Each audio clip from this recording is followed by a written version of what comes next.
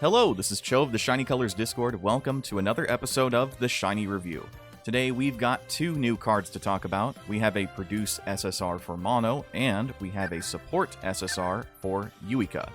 Now keep in mind that this banner is limited. These cards will not be coming back around anytime soon because Shiny Colors is allergic to the concept of cards rerunning at a reasonable way. So that means the only way you'll get this card in the future is either through a paid-only package or a paid-only step-up banner. So if you want these cards, now is realistically your only chance to get them. Starting things off of the two, of course, we have Mano. Mano is a pure vocal unit. Her initial appeal is a vocal 3.5 to all judges that raises your passive skill boost by 10% for 3 turns, and your passive skill activation chance by 5% for 2 turns. This links into a vocal 80% buff for 4 turns. Her 4-star appeal is a vocal 4.5 to all judges that raises your passive strength by 20% for 3 turns, and your passive skill activation chance by 5% for 2 turns. The plus appeal requires all of Illumine on your team, as well as 6 or more passives active on the turn for a vocal 80% buff for 4 turns.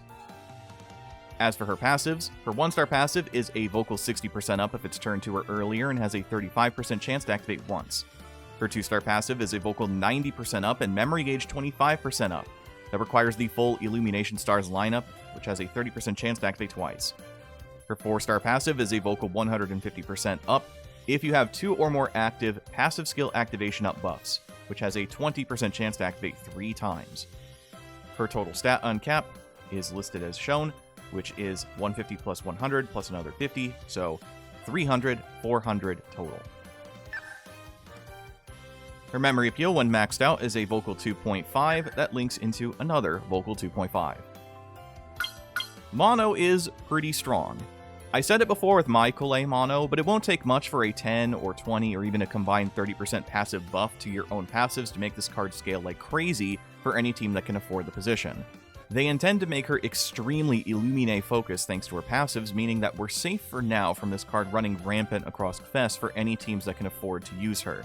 But I imagine we'll see this on a much more splashable card in the future. She's a really strong card that plays right into the hands of Vocal Illumine to a T, and should see a fair bit of play in teams orbiting around Twicollet Meguru.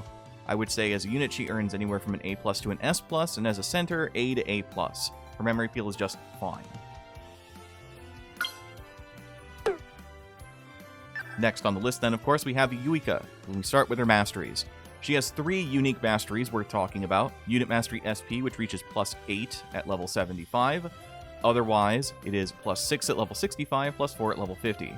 Unit Mastery Visual Limit Up, which reaches plus 7 at level 80, plus 5 at level 70, or plus 3 at level 60.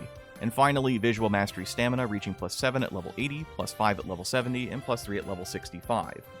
Just from these alone, you ideally would probably want to hit 2 stars so that everything of hers is at a functional level. She's very narrowed in on being a support for Antika specifically, and for some reason this comes off as a little bit underwhelming. I feel like there's maybe one thing missing from this card, something that helps her scale, as regards to being a support.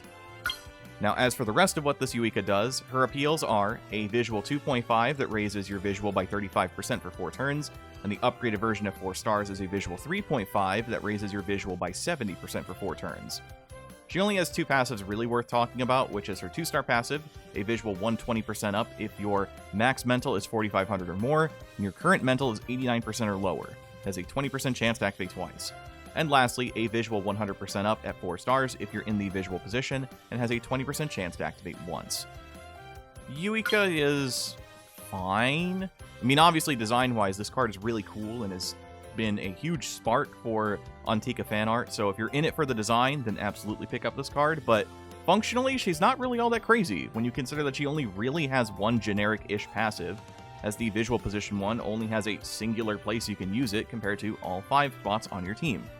She's similar to the Mamimi we talked about not too long ago alongside Haruki, and that Mamimi at least had the better chance to scale as a support through Excellent Boost, while Yuika doesn't have that at all. This Yuika feels like she's missing something like an Excellent Boost or a perfect chance to really solidify her usage in Antika builds, especially for visual Antika. But I sort of figure that this card will still get used anyway, just because the last Yuika in mind is what would that have been? The Christmas Yuika, which was a super long time ago? I feel like at this point, this card will just outpace that one due to the nature of time.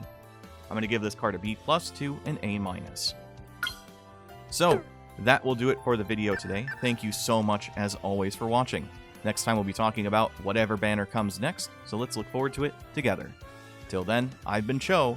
Thanks for watching. Have a wonderful rest of your day.